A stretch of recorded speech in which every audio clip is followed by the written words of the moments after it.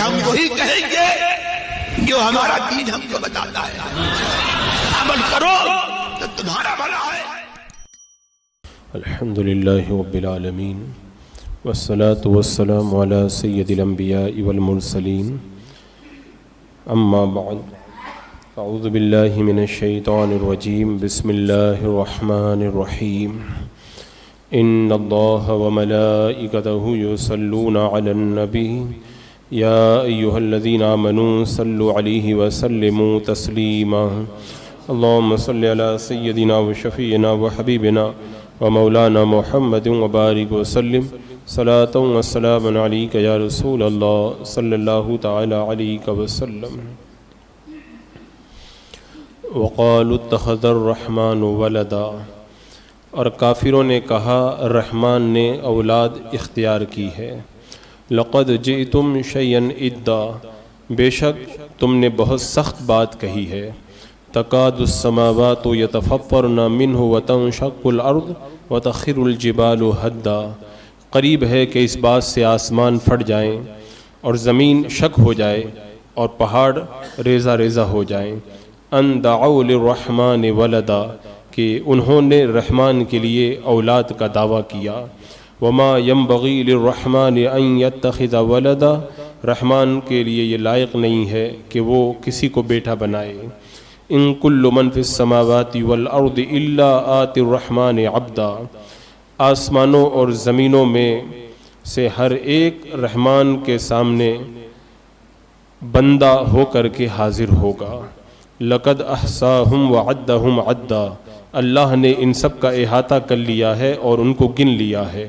وکلہم آتیہ یوم القیامت فردا، اور قیامت کے دن ان میں سے ہر ایک اس کے سامنے تنہا پیش ہوگا۔ ان آیات کریمہ میں مشرکین کی اسی کجروی کو بیان کیا گیا۔ اس سے پہلے جو آیات تھی اس میں اللہ تبارک و تعالیٰ نے بتوں کی عبادت کرنے والوں کا رد فرمایا تھا۔ اب ان آیات میں ان کافروں کا رد ہو رہا ہے جو اللہ تبارک و تعالیٰ کے لیے اولاد مانتے ہیں۔ یہودی کہتے تھے کہ عزیر علیہ السلام اللہ کے بیٹے ہیں معاذ اللہ، اور نصرانی کہتے تھے کہ عیسیٰ علیہ السلام اللہ کے بیٹے ہیں، اور مکہ کے عرب کے مشرکین کہتے تھے کہ فرشتے اللہ تعالیٰ کی بیٹیاں ہیں۔ تو اللہ تبارک و تعالیٰ نے ان تمام لوگوں کا رد کرتے ہوئے فرمایا کہ تم نے بہت سخت بات کہی ہے، اور یہ بڑی سخت بات ہے کہ کوئی رحمان کے لیے بیٹے ہونے کا دعویٰ کرے، اس لیے کہ جس کا بھی کوئی بیٹا ہوگا یا جس کے لیے بھی اولاد ہوگی تو اس کے اندر محتاج ہونا پایا جائے گا، اور اللہ تبارک و تعالیٰ کسی کا محتاج ہے نہیں۔ تو یہ بڑی سخت بات ہے۔ تو اس آیت کریمہ کا مطلب یہ ہوا کہ اللہ تعالیٰ کے لیے بیٹے کا قول کرنا اللہ کو سخت غضب میں لانے والی بات ہے۔ اگر اللہ تبارک و تعالیٰ حلیم نہ ہوتا تو اپنا عذاب فوراً نازل فرما دیتا، لیکن اللہ تبارک و تعالیٰ حلیم ہے، وہ ایسے لوگوں پر فوراً عذاب کو نازل نہیں فرماتا۔ ایک روایت میں ہے کہ اہل شام میں سے ایک شخص نے مسجد منی کے اندر مجھ سے بیان کیا، یہ ابن ابی حاتم اپنی سند کے ساتھ بیان کرتے ہیں کہ اس حدیث میں یہ ہے کہ جب اللہ تبارک و تعالیٰ نے زمین کو پیدا کیا اور زمین میں درختوں کو پیدا کیا، تو بنو آدم یعنی انسان جس درخت کے پاس بھی جاتے تھے اس سے فائدہ اٹھاتے تھے، اور وہ اسی طرح زمین اور درختوں سے فائدہ اٹھاتے رہے، یہاں تک کہ انسانوں میں سے کچھ فاجروں نے اللہ تبارک و تعالیٰ کے لیے اولاد ہونے کی بات کہی۔ تو اس کلمے کو سن کر کے زمین کانپنے لگی اور درختوں میں کانٹے پیدا ہو گئے، اور کعب آباد نے کہا کہ فرشتے غضب میں آ گئے اور جہنم بھڑکنے لگا۔ تو اس سے پہلے یہ کانٹے نہیں تھے، لیکن جب لوگوں نے اللہ کے لیے بیٹا ہونے کا دعویٰ کر دیا تو اسی وقت سے درختوں کے اندر یہ کانٹے پیدا ہوئے۔ اور ایک سند میں یہ ہے کہ حضرت ابو موسیٰ رضی اللہ تعالیٰ عنہ سے روایت ہے کہ اللہ کے رسول علیہ السلام نے ارشاد فرمایا کہ اذیت ناک باتوں کو سن کر کے اللہ تبارک و تعالیٰ سے زیادہ کوئی حلم کرنے والا نہیں۔ یعنی اگر کسی کو تکلیف والی بات کہی جائے تو وہ غضب میں آ جاتا ہے، جلال میں آ جاتا ہے، فوراً بدلہ لیتا ہے. لیکن اللہ تبارک و تعالیٰ اتنا حلیم ہے کہ اتنی سخت باتیں اللہ تبارک و تعالیٰ کے لیے کہی جاتی ہیں، پھر بھی اللہ تبارک و تعالیٰ ان پر فوراً عذاب کو نازل نہیں فرماتا. اور ایک حدیث پاک میں ہے بھی کہ اللہ تبارک و تعالیٰ نے فرمایا کہ انسان نے میری طرف جھوٹ کو منسوب کیا، اس کے لیے ایسا کرنا لائق نہیں تھا، اور انسان نے مجھ کو گالی دی. اللہ کی طرف جھوٹ منسوب کیا اور اللہ کو گالی دی.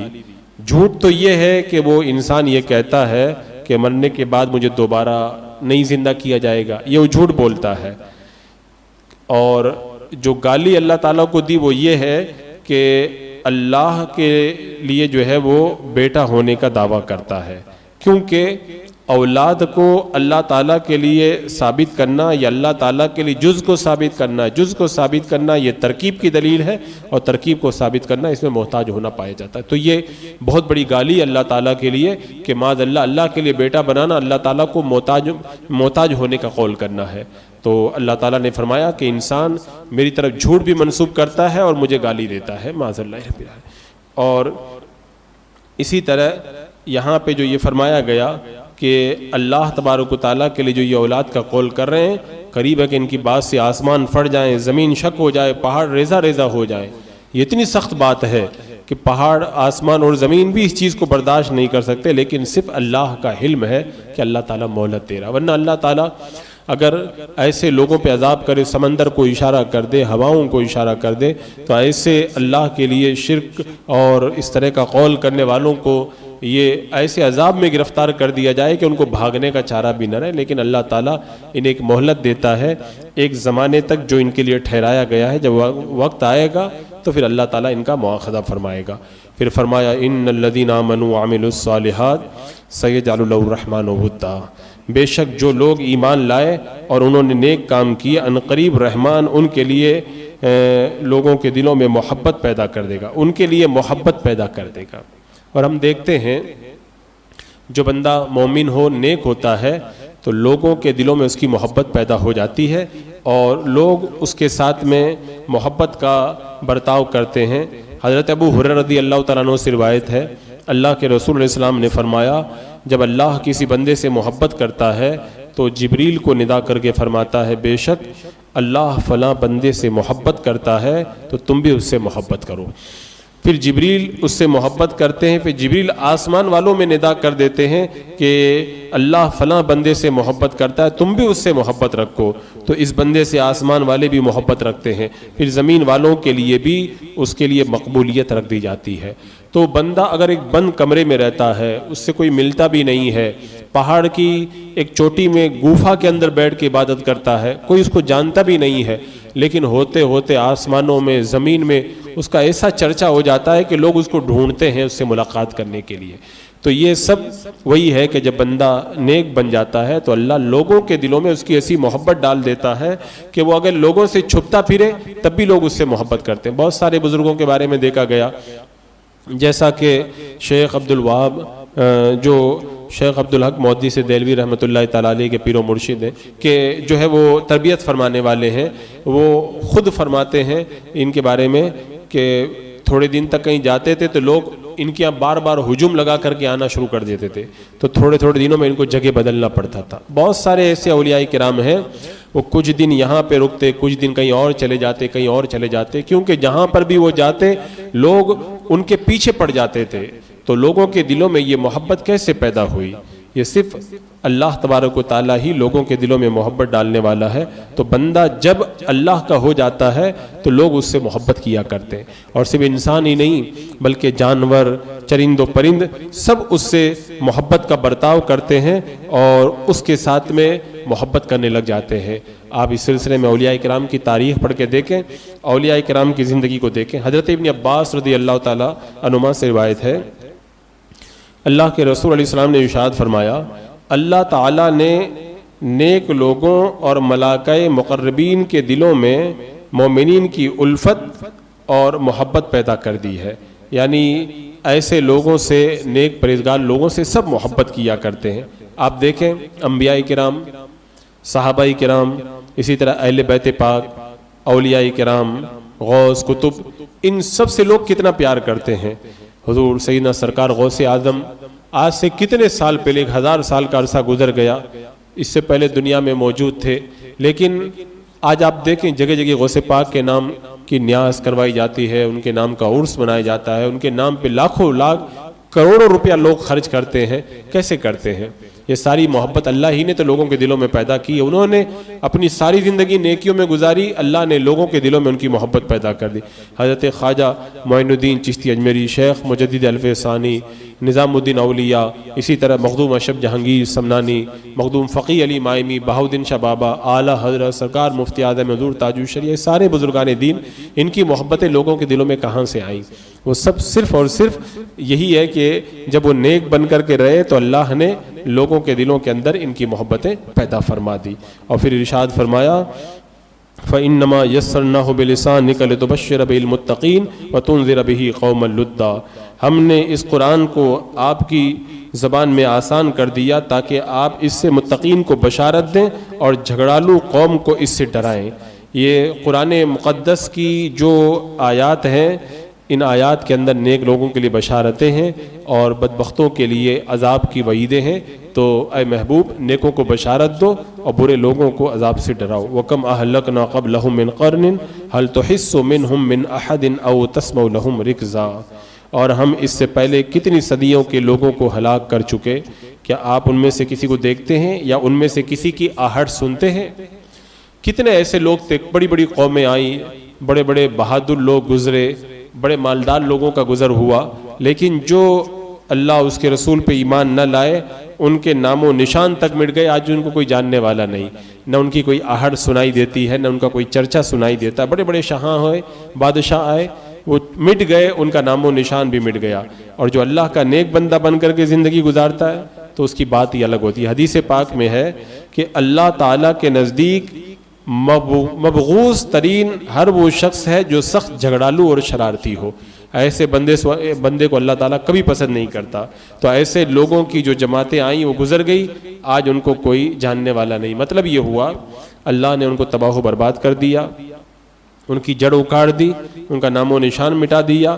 اب ان کی نہ کوئی آواز سنائی دیتی ہے کیونکہ اللہ تعالیٰ کے بھیجے ہوئے فرشتوں نے انہیں مٹا دیا۔ ایسا لگتا ہے جیسے پیدا ہوئے ہی نہیں تھے۔ اور اللہ والوں کی شان دیکھیں، ان کا عالم کیا ہوتا ہے۔ ایک غلام نے خلیفہ وقت کے پاس میں صوفیاء کرام کی شکایت کی تو خلیفہ نے حکم دیا ان سارے صوفیوں کی گردن اڑا دی جائے۔ حضرت جنید بغدادی جو اپنے فقہ کے بجائے حضرت ابو ثور کی فقہ پہ فتویٰ دیتے تھے، اسی لیے ان کو چھوڑ کر کے باقی صوفیاء کرام کو بادشاہ نے پکڑ کر کے بلایا اور سب کو قتل کرنے کے لیے وہاں پر حاضر کر دیا۔ اب جب قتل کرنے کی باری آئی تو شیخ نوری رحمۃ اللہ تعالیٰ علیہ یہ سب سے آگے بڑھے اور جلاد سے کہا کہ پہلے میری گردن کاٹ دو۔ تو جلاد نے کہا کہ تم اتنا مرنے کے اندر جلدی کیوں کر دے ہو؟ تو آپ نے جواب کے اندر فرمایا کہ جتنی دیر پہلے میں قتل کر دیا جاؤں گا اتنی دیر تک میرے جو یہ ساتھی صوفی ہیں ان کی جان بچ جائے گی، تو میں یہ چاہتا ہوں پہلے میں قتل کر دیا جاؤں تاکہ کم سے کم تھوڑی دیر اور میرے ساتھیوں کو جینے کا موقع مل جائے۔ اب یہ جلاد نے سنا تو بڑا حیران ہوا، بادشاہ کو خبر دی۔ بادشاہ نے یہ معاملہ قاضی پہ چھوڑا کہ تحقیق کرو مسئلہ کیا ہے۔ اب قاضی نے شیخ ابو الحسین نوری رحمۃ اللہ تعالیٰ علیہ پر کئی سوالات پیش کیے، آپ نے شریعت کے مطابق جواب دیے۔ تو قاضی نے جواب کے اندر بادشاہ کو لکھ کر کے بھیجا کہ اے بادشاہ، یہ تو بڑے نیک لوگ ہیں، اگر یہ لوگ زندگی ہو جائیں گے تو پھر دنیا میں کوئی مسلمان بچے گا ہی نہیں، یہی تو پکے مسلمان ہیں۔ تو اس طرح بادشاہ نے ان کو چھوڑ دیا۔ تو دیکھیں اللہ والوں کی شان کیا ہوتی ہے، اپنی جان کی بھی پرواہ نہیں کرتے وہ، اور پھر اللہ تعالیٰ ان کی حفاظت کا کیسے سامان پیدا فرماتا ہے۔ شاہ ابو الحسین نوری رحمۃ اللہ تعالیٰ جن کا یہ واقعہ بغداد معلیٰ میں ان کا مزار مبارک امام اعظم کے مزار سے قریب ہے، وہاں پہ حاضری کا شرف ملا۔ اللہ نے بڑا جاہ و جلال اور کمال انہیں نصیب فرمایا تھا۔ تو یہ اللہ والوں کی شان ہوا کرتی ہے۔